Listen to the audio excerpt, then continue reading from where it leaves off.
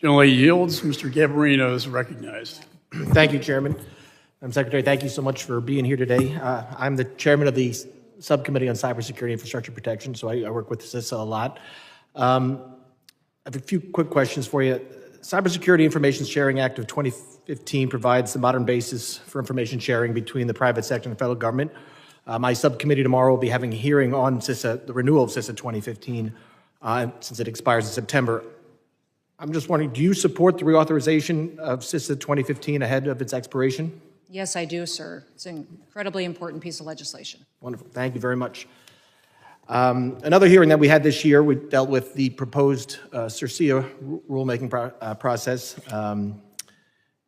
and it started under the Biden administration.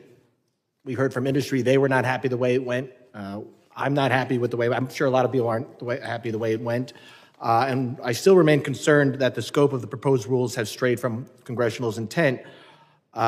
One of the things that came up at our hearing was whether or not CISA would consider to provide an ex parte process so we could get more comments from industry and hopefully get this back on track instead of starting over from scratch because it has to be done.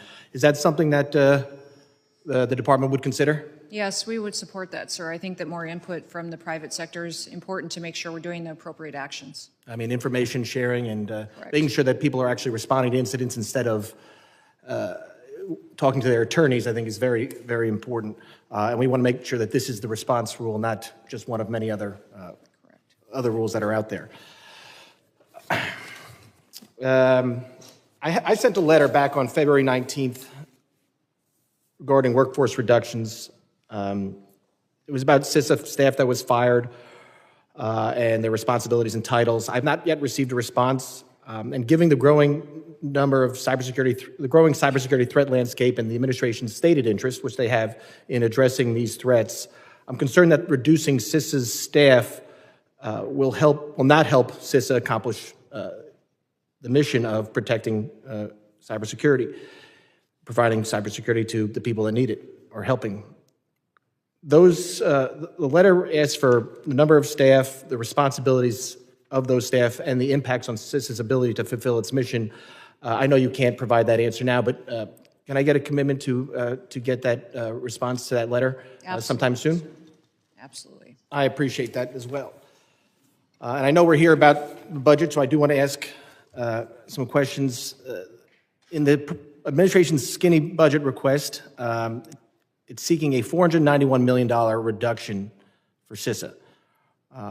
I'm all on board with getting rid of disinformation and misinformation, and I was supportive of that cut, but that was in fiscal year 2023, that was only $20 million.